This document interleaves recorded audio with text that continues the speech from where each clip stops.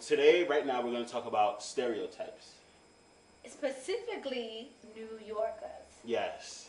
I am a New Yorker. I am a New Yorker. I'm a Bronxer, but hey. Whatever. But when did that become a negative thing?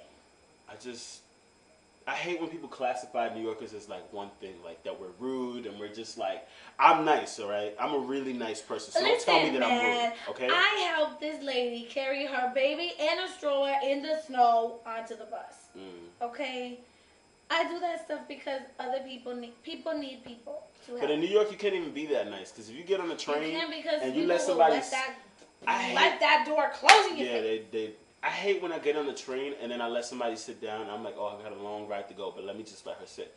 She only sits but 2 bus stops, doesn't even call me back, and the next person takes my seat. I hate that. And now I'm sitting on there for 4 hours. And it's a perfectly capable, like, grown man.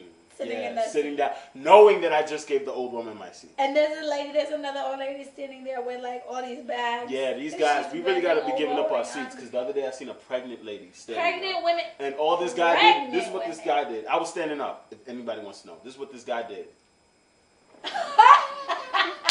That's exactly what he did. New York. Come on. Concrete jungle where dreams are made of. Okay. There's nothing you can't do. But this is the thing, is that there are some things you can't do in New York. You can't pick the flowers. Did you know that? I mean, who wants to? I did. Nah. I picked a tulip out of the thing. A cop came out of nowhere and said, you can't do that. I said, what? Where did you? What else can't you do in New York? You cannot. You better not do. What you better not do in New York? You can't honk in New York. Yeah. That's a $350 fine. Did you know that, New Yorkers? You better not write your landlord up for anything. That means no heat, no hot water. You better not ask your super to come fix something. That's because he don't do that. He sure enough don't. He doesn't do that. Okay. You better not call the cops. For what? I mean, you better call the cops 3 days in advance before you need them. Because they're not coming on time. They're not going to come. Not. Sorry, cops, I like you, but I always have this weird dream that I'm going to call 911 and nobody's ever going to come. I always have that dream. And the one time that happened, something happened where I had to call 911 and nobody came. Okay, let me tell you something. I needed to call an ambulance the other day. No, actually, my phone didn't work. It wasn't cut off, though. But what had happened was I didn't have service. But my dream still came true that nobody came. My dream came true. I called the ambulance, right? God forbid it wasn't a real life-threatening emergency. 45 minutes later. We wouldn't have a Jackie show. 45 minutes later they came.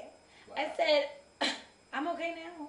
You know what I mean? You had time to heal? I had time to heal. This is the thing. It's like if a viejita was on the 6th floor of a walk-up and she called 911. She better get sick days in advance. She better know she's gonna get sick. She better know that heart attack. 3 days ahead. Call them 3 days ahead.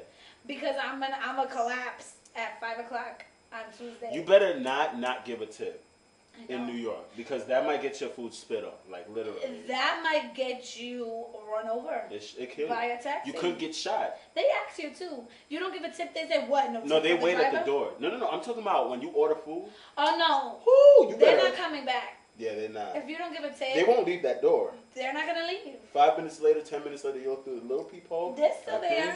They're still there. They're still there. They're gonna be like this. They're gonna look at you back. They're gonna look at you back. Where's my dollar? I'm just saying. Come on. So you better tip in New York. You better tip in New York. You better not jaywalk, because the taxis will run you over. You better not need a taxi. Even if you have the light. Even if it says you could walk, go ahead. Don't need a cab. Don't need a cab. You don't need a cab. Especially not in the rain in the wintertime. Because they will run through a puddle and wet you up. It's true. But New York.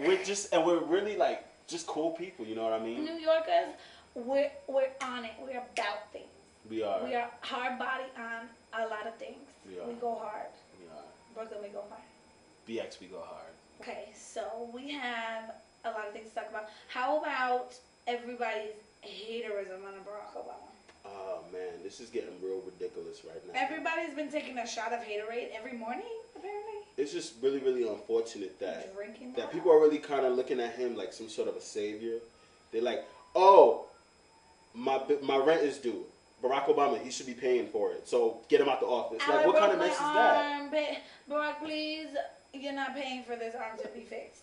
Get out the office. This is really it's really sad. Like, it's making me sad. Because not one person questioned Bush when he was in that office, but for only 8 years. Only 8 years? 1, 2, 3, 4, 5, 6, 7, 8 years. 8 years. And nobody said not one word about impeachment. And now Barack Obama is probably 8 months. What is it? Is it November, January? Let's not even do the math. Let's just say he's not even been there for a year. And people are already talking about getting him out. So let's... And, I mean, he has 4 years to fix this problem. It would be like, Eric, if I gave you a barrio, a neighborhood, and it was in shambles. All of the buildings were condemned. There was rats in the street, garbage flowing through the streets, sewer and everything. And I said, Eric, you better have that fixed in a week. Could you do it? Heck no. Could you do it? Who could? You know what I mean? Like, well, then why do you expect Barack to have the whole country fixed by now? This is very unfortunate. I've been hearing about this since he was 3 months deep into his presidency. This is crazy. He had 3 months to fix it. 3 months. Now he has 10 months. How much do you expect him to have done? After 8 years of just pure mess. After 8 years of going downhill, you expect him to bring it all up in 10 months? Really? Really? America. Come on. We're starting to act like some heroin addicts. Let's get together and let's fix ourselves. Let's help ourselves. Let's go to rehab. You know what I found out is that Barack speaks truth, and nobody likes to hear the truth about themselves.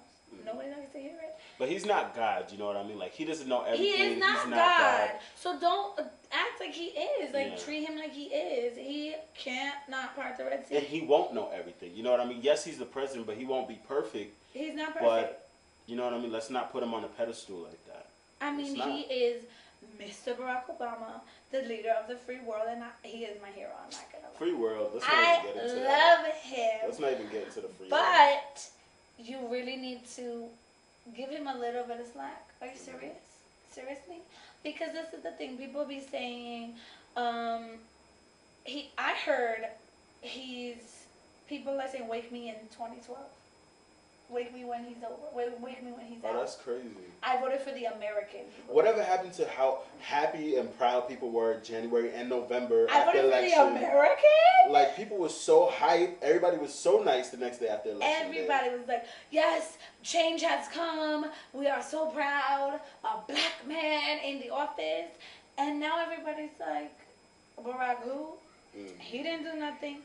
Really? Where my check at? Where my check at? Check? Check. Check. And this is the thing. He tells you to be responsible for yourself, okay? People need health care. You have a family. You have a pre-existing condition. Get health care. Be responsible for yourself and your family. He is asking you to do that. People don't like that. People like to put it off on other people and say, oh, well, the man is holding me down. Oh, that's true. The man is holding me down. I can't do this. I can't get that. Okay. Barack is telling you, take responsibility for yourself. It's sure. That's what my parents always taught me. And people don't like to hear that.